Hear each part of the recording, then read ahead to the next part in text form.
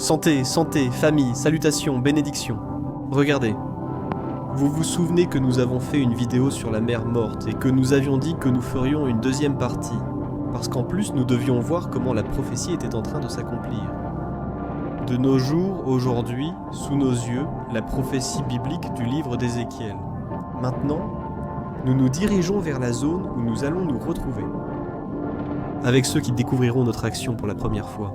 C'est quelque chose qui, pour la première fois, selon ce que nous ont dit des personnes hispanophones en Israël, et je crois qu'apparemment, au niveau mondial, ils vont entrer pour la première fois dans un petit bateau sur les eaux de la mer morte.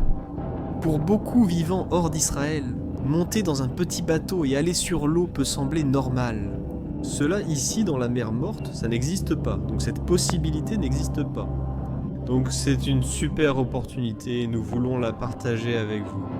C'est-à-dire, vous allez monter virtuellement sur le petit bateau avec nous et nous allons expérimenter ce qu'il y a à l'intérieur.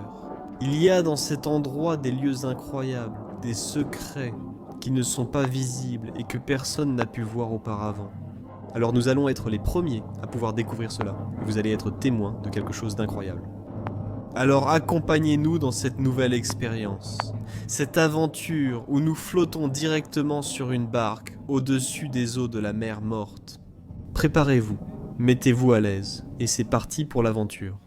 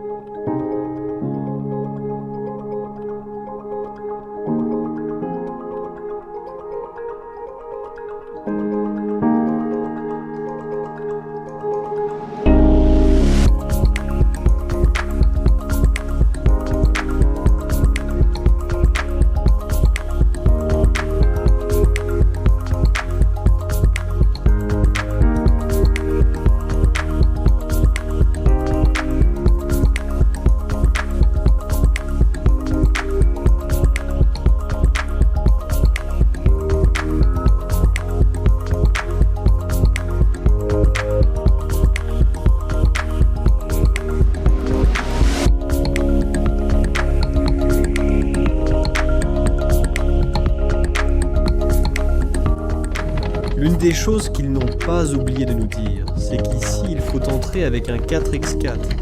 Le chemin depuis la route principale jusqu'à la zone où se trouve l'eau est assez long. Ah, pardon. Donc, eh bien, grâce à Dieu que nous avons terminé cette aventure. Mais vous devez en tenir compte. La prochaine fois que vous viendrez visiter et que vous passerez par ici, il faudra louer quelque chose comme un 4x4 pour pouvoir rentrer dans cet endroit.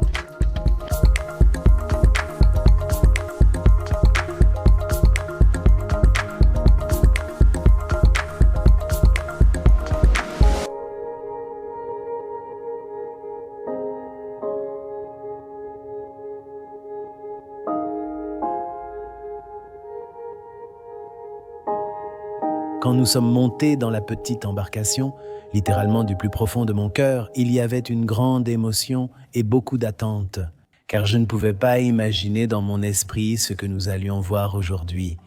Je ne voulais pas garder ce cadeau que Dieu allait offrir, alors j'ai cherché des témoins. J'ai demandé à une partie de ma famille de m'accompagner dans cette expédition. Et, bien sûr, je vous invite aussi à nous accompagner à distance pour être témoin de la preuve de ce qui a été écrit il y a des milliers d'années dans les Écritures.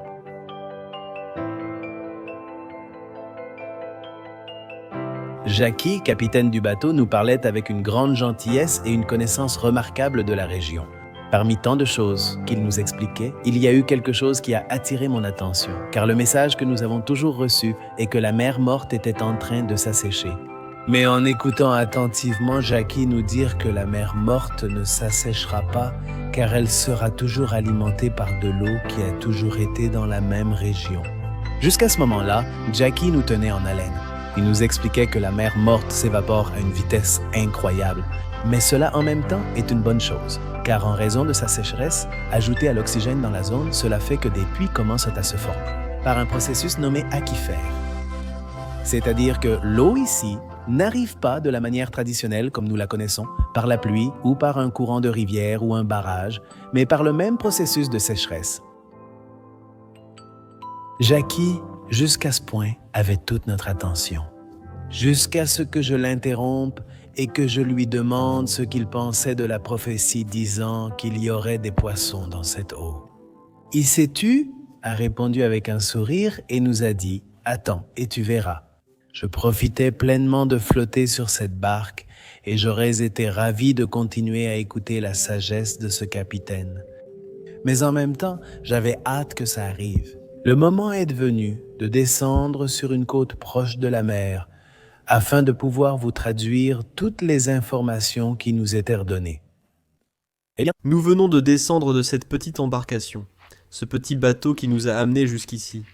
Et en vérité, ce que Jackie nous racontait pendant que nous étions sur le bateau, il nous donnait une quantité d'informations incroyables. Je pense qu'on n'enseigne pas ça dans aucune école de tourisme, on ne l'enseigne dans aucune école ici en Israël. Et je pense que même ceux qui font des documentaires sur la géographie de cet endroit ne l'enseignent pas.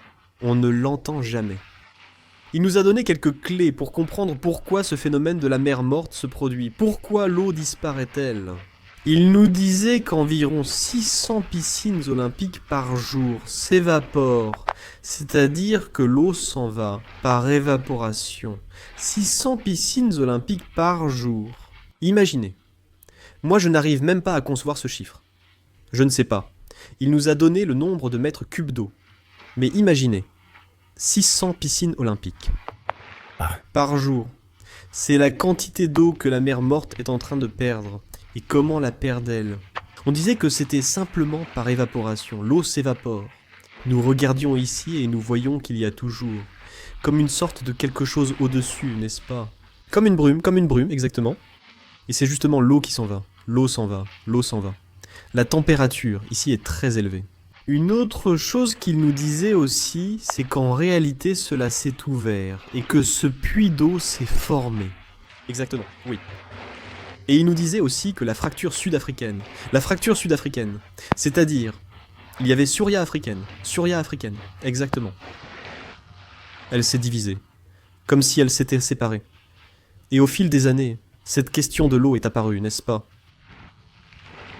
En plus de cela, il nous donnait aussi une information très intéressante qui dit que l'eau contient 27 minéraux.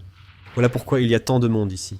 Comme je l'ai mentionné dans la vidéo précédente, dans l'épisode 1, il y a beaucoup de gens qui ont des problèmes de peau. Et ici, ils profitent de tout cela, n'est-ce pas ? Grâce à la quantité de minéraux qu'il y a. C'est quelque chose d'unique. Qui existe au niveau mondial, ici en Israël. Et tous ces 27 minéraux, il nous disait qu'ils ne se trouvent que dans l'eau, pas dans la terre, n'est-ce pas ? Oui, ils sont directement dans l'eau. Et il nous disait aussi que le fait de la température, en hiver et en été, ici, il se passe vraiment quelque chose, comme s'ils étaient connectés, non ? Nous savons qu'ils vont ensemble. Mais ici, ils produisent un effet dans l'eau pour encore protéger ces minéraux. Maintenant, nous allons vous montrer comment ils nous montraient ce qu'était l'été et ce qu'était l'hiver. En hiver ici, l'eau, quand il pleut et qu'il y a des orages, l'eau arrive et apporte de la boue. C'est l'effet shitfo, pas de ténèbres. Ça pousse ce qui est devant, amène la boue et la dépose. Ça l'était, là. Il la met dans la mer. Mais c'est pour une bonne cause. Parce que ce qu'il fait, c'est qu'ils travaillent ensemble, ils préparent et ils génèrent toute cette partie des 27 minéraux. Exactement. Ils se déposent, et se déposent précisément en couche. Les deux types d'eau ne se mélangent pas. Cette partie de la boue avec l'eau salée. Alors, quand on regarde les sédiments qui se forment, comme vous le voyez, aussi sur les photos, ces lignes que l'on voit, c'est comme si c'était une noix de coco ouverte, comme plusieurs noix de coco ouvertes, et que l'on voit blanc, marron, C'est justement ce sédiment. Le marron, c'est celui de la boue, et le blanc, c'est celui des minéraux. En vérité, c'est incroyable parce qu'on pense que la boue va arriver et tout salir, c'est-à-dire ça va tout gâcher. Tout ce qui est beau à voir Même l'eau est très cristalline, mais en réalité, c'est pour une raison. Et c'est pour que les minéraux continuent de se maintenir et qu'on puisse continuer à les utiliser à bon escient. En définitive, tout ce qui concerne le sujet de l'eau. Nous poursuivons la visite en remontant à bord du bateau, car il nous reste encore beaucoup à découvrir. J'espère que vous appréciez cette expérience.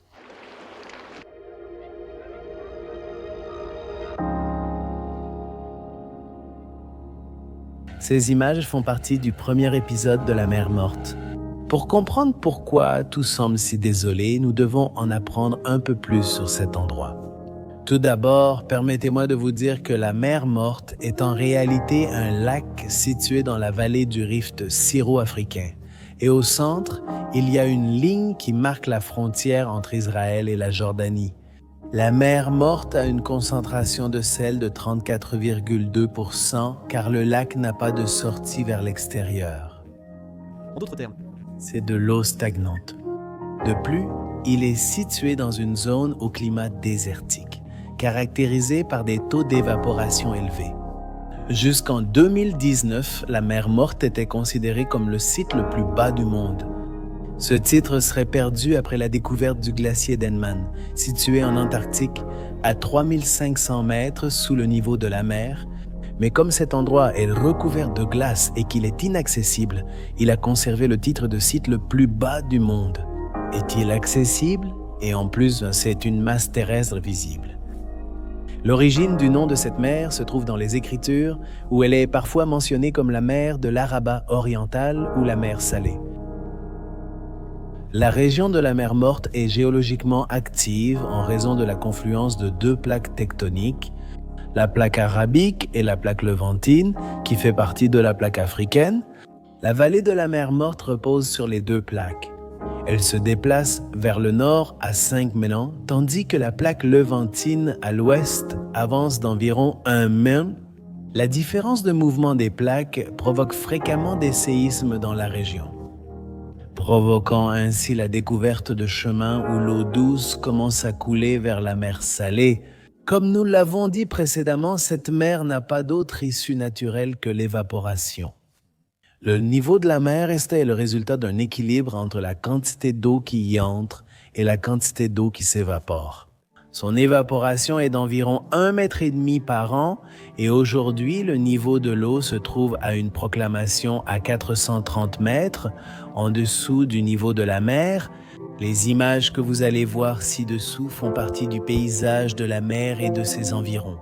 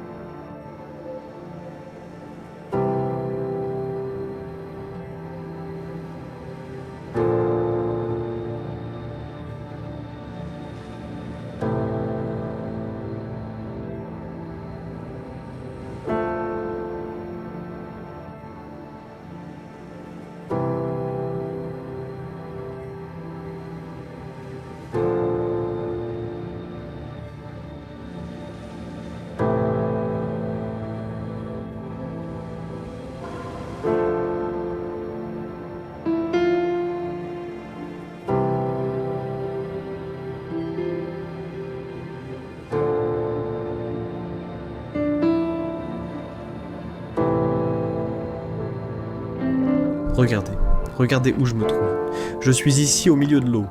Je me sens comme Jésus marchant sur la mer. Ce serait quelque chose comme ça. Ou comme Pierre essayant de marcher sur la mer. La bonne chose, c'est que je suis sur une pierre comme ça. Je ne marche pas sur l'eau, je suis sur une pierre, mais c'est une pierre de sel. C'est incroyable. Et il nous disait aussi qu'il y a ici des usines. Des usines de la région de la mer Morte, qui sont consommées dans l'eau, mais elles sont consommées en très petite quantité. Je pensais qu'on en consommait beaucoup plus, seulement 30 cm par an, comparé à ce qui s'évapore chaque jour à cause de l'évaporation. et il nous montrait quelque chose que nous voyons ici, c'est-à-dire comment l'eau diminuait chaque année. Donc chaque année, 1,5 mètre d'eau disparaît vers le bas. C'est vraiment incroyable d'être dans cet endroit, j'aimerais tellement que vous puissiez être ici et vivre ce que nous vivons. Mais bon, vous aurez bientôt l'occasion. Continuons à explorer tout ce que nous avons à découvrir ici dans cet endroit.